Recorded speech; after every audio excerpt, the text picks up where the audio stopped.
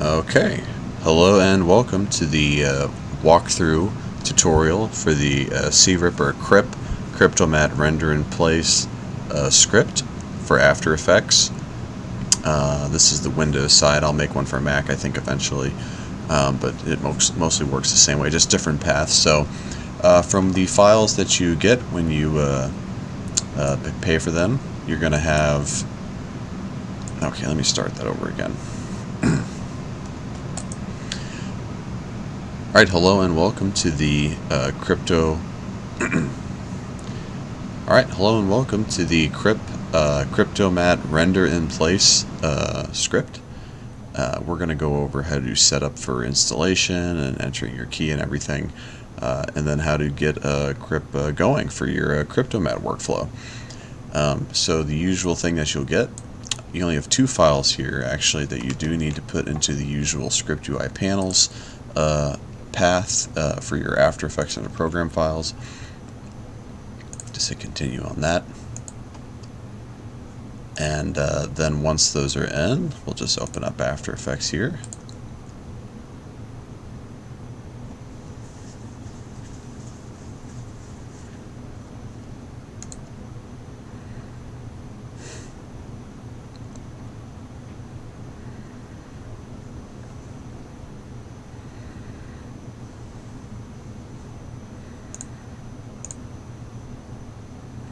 Okay, so now I'm in the CRiP demo project that I created to demo how this all works. I've got a Cryptomatte set up here of some render passes of this nice 3D model from that I found on CG Trader by Dennis Kildashev, I think. So thanks for that. Very nice little character here. Like I said, I've isolated out each part here using Cryptomattes, which we will talk about later, and organization, stuff like that. But for now, let's get our script set up here. So we go to Window. Usually the scripts are down here. Here it is. It says CRiP Cryptomatte render in place. So we click on that. I already docked it, but that's okay. So for here, you'll have a prompt to put in your license key. For this tutorial purposes, I'm just putting in admin to get past this, and then you'll click activate, and then now you're in. So a few things to notice when you first open it. The first time you run it, there are some setup things that you have to do that are pretty easy, not that complicated. The first thing you'll notice is that in red it says CRiP template not found. So because of some limitations with how the script talks to After Effects, it can't just generate a output module preset for your MOVs, but you get to decide what they want to be. So all we have to do is just basically make one. When you do hit open templates here, it'll just simply tell you, hey, you need to go to edit templates and make your own. So it doesn't really do anything, it just tells you what to do. So it's pretty easy enough, as it says, edit templates output module, and then from right here, all you have to do is just, really important step is you got to make sure you just type CRiP, and then go to edit so we can set up what this is going to be. And again, since this is for Cryptomatte passes, you may have some preferences for the quality that you want in your passes for motion blur or whatever. For me, usually it's always just been in the industry like QuickTime, and then you can go to format options, and then usually Apple ProRes 4444, or you could do XQ if you feel like eating up a ton of disk space, because that's some really high quality stuff, but 444 is usually good enough. And then, yeah, no alpha, just RGB only. Hit OK. And this is pretty good. Now, you'll also notice that it did make the movie default CRiP, which you can change. That's kind of annoying if you're doing stuff outside of Cryptomattes, and it's always defaulting to this, so be sure to change that to what you want it to be for other things. But for CRiP, the script just needs to see that there's a CRiP thing set up already there for it to work. So all you got to do after that is just hit OK, and you can double check to make sure that the CRiP preset was created simply by just going back to the output module, and in the drop down there's CRiP, obviously, so just close out of that. Now you'll see that it still says that it's not found, but that's just because we need to have it recheck again. And once you click on that, it says, hey, okay, the CRiP template is found, so we are ready to go. So as I said, with how layer organization goes, you might be doing something a little different, which Layer organization is pretty key to how this whole thing operates here. For me, I always just have a render pass, which is the beauty pass, that is, of the normal render. And then up above it, pick whip to it with the track mat, is, the selection I wanted that I went and got. So if we switch back to colors, you can see I selected the head versus the other body parts. You have to make sure everything is on matte only for the script to work. But like I said, part of the frustrating thing that when I was working on projects is sometimes I would have about 40 selections I made, and currently the only way to do it is you do have to isolate each Cryptomatte pass, and then you would add this to render queue, and then you would render it, wait, bring it back in, and then you have to turn it off, and then go to the next one. And that takes forever if you have like 40 selections to do. So the whole point of this plugin is that it automatically will grab everything and make temporary comps, basically, that it will render out, re-import for you, and bring back into the same comp. So if we go back to our plugin to kind of just get more familiar with it, you have a preferences section with a auto subfolder per comp. You can turn this on and off. This just simply makes nice subfolders for various comps you're in to keep things organized. This drop down button here just changes the color of the imported layer color of the MOVs that come back in that are baked, so you can choose whatever you want for that to be. Here we see it shows what the active composition is, which is what we're in right now, and you can click refresh when you're in a different comp to update it to see, and it is correctly indicating that yes, there are 5 Cryptomatte layers that it detects with the Cryptomatte effect. We have a few buttons here which we will all get into. Mainly we're going to start with render active comp. There's also batch render all, re-render selected, and cleanup. And then of course there's a log down here, and I think if you drag this, yeah, you'll get a clear log button that's kind of hidden just with how the way After Effects draws its windows. But this is really useful for definitely figuring out and troubleshooting when something goes wrong or why it's not working. So to start, let's just simply have our comp that we want to bake selected. It needs to be selected and highlighted, and then you hit render active comp. And when you do that, it's going to ask you to save it to a location. This is not actually the location. I went to here, and then I had a folder somewhere. Okay, crypto test, yeah, because we're going to watch it in here. Now the weird thing about this is you don't have to actually name anything. I had it pre-fill this select folder right here. For whatever reason with Windows this way it demands that you type something in here even though it's going to automatically name all your passes. So this literally doesn't matter. Just type anything or whatever and hit save.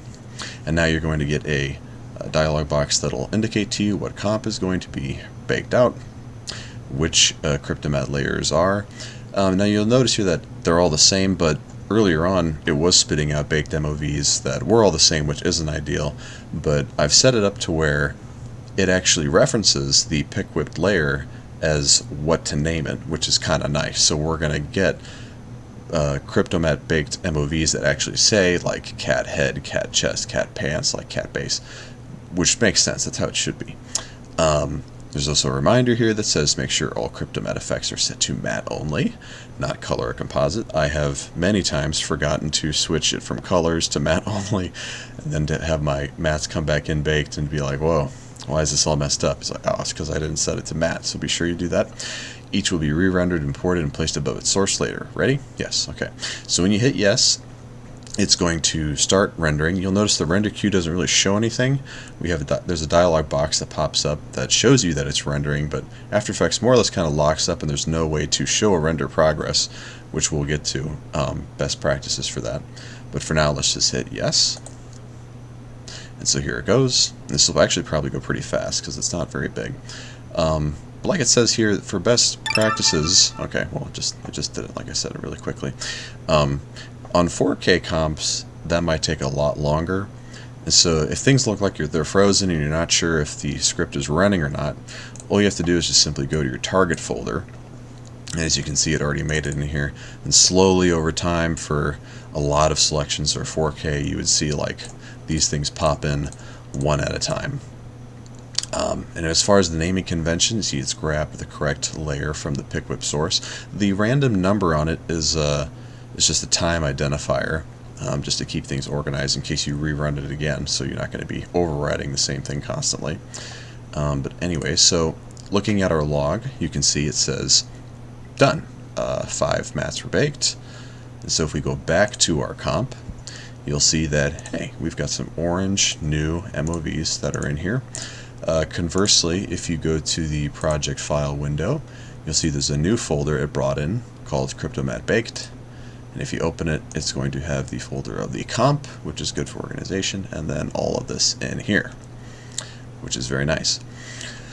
So then the next step that happens, again, for what I was trying to make this script do for our purposes, is that the other tedious thing that you have to then do is, well, it looks weird because it's showing the first MOV it's brought in, but what you'd really have to do is you'd have to go back, PickWhip this from, not from here, but to your new one, and then go through and delete. And again, if you have 40 of these, it's kind of annoying to do all that, which is where the cleanup button comes in. It tells you exactly what it's going to do if you hover over it. But once you click this, it's going to PickWhip the correct new baked mat instead of the old Cryptomatte, and then it will, after that, delete the old Cryptomatte. Now, the reason why there's a delete feature is because, again, we were trying to get some of these selections ready for other people in the team to open up, but Cryptomatte either crashes their computer or it's extremely slow on some other systems. So again, we just kind of cleared all Cryptomatte effect references everywhere in the project, which may or may not be your thing, but for me it's just kind of a cleanliness thing, which is kind of nice. So all you have to do is just hit cleanup, and it will tell you exactly what it's going to do. And it cannot be undone. So like I said, if you're prepping this for someone else, or definitely at least save a copy so you can go back in case something's messed up and reference your original Cryptomatte effect layer. So just hit yes, and then now you can see we actually have a correct image here, and it's actually truly using all the new baked MOVs, which is nice. So that's that. So I shouldn't have clicked cleanup because actually now I need to kind of redo and reset up this project again for our purposes for the tutorial. So just give me 1 second, and we'll move on to some other features here in this tutorial. Yeah, how the hell do I do that? I can't. Huh. Okay, well, interestingly, I hadn't tried this yet, but I did hit undo, and it looks like it did undo it, so I don't quite know why. That's not because I didn't know that it could undo. Well, anyways, here's the reset comp. So to demonstrate the re-render selected, let's say, for example, that our cat, actually this is cat tail, it should be cat base. So if you wanted to fix this name and then re-import it, the baked MOV correctly, that is, let's say cat base. And then additionally, let's just say for fun that I wanted to go back to my original Cryptomatte here. Let's go to colors, and for the base I was like, you know what, I not only want the base, but I want the sword in his hand too. Okay, so then basically what needs to happen is we need to re-render this baked MOV and bring it back in and replace this one and get rid of it and have our new one in, which can all still be done rather quite easily, even though the wrong thing is in here currently. All you have to do is select, I think you can select this one and multiple, but it has to be the Cryptomatte layer that you want to bring back in, and it will reference and replace this. So with that selected, you just go to re-render selected. Again, you would choose the location. It could be back in here, but I'll just hit save for whatever purposes. And then it's going to tell you exactly what it's going to do. It's going to re-render this one. Make sure that everything's set to matte only. Ready. Then hit yes. It's going to go rather quickly. Okay. And so here again in the log, just so you understand what's going on, says done, mat's baked. And if you go back, and then we go back and, well, it looks like it's selected automatically. If you solo this, you'll see now we have a baked MOV that is the correct updated thing. And it's also named it the correct thing, cat base, since we just typed the name on that too, so that's a rather convenient thing to do as well. Okay, so for the next demonstration, which is the batch render all, I think that's the last thing we really need to cover here. This is just useful if, again, you have... Here, let's set up some stuff here. Let's delete all of the baked MOVs out, and then let's also go to our folder here. Just delete that. And actually, it's going to tell us all these are missing. Okay, so yeah, whatever. Let's just delete that entirely. But let's set up just an example of some duplicate in case you had lots of different comps of selection set up for different things. So just simply duplicate that. Just now say you had 3 comps filled with this cat guy, but they were all different for whatever reason of more complicated things. The batch render all just simply does what the render active comp does, but it does to everything, which you might have to simplify your project. I think that's probably something I'll optimize and fix later, because I think this button will literally kind of grab everything that is active for this, which might be a problem. But let's just see what it does. I'm pretty sure it will grab all these, batch render all. And again, you just hit save, so that it all goes there. Okay, so yeah, it says found 3 comps with Cryptomatte layers. All these comps, each comp gets its own subfolder. Preflight will run on each comp. That just means it's going to check to make sure it goes in the right place. Hit yes. And so this will take a slight bit longer, I think, or it'll go really fast too, because they're not very big. These are only 720p comps, I think.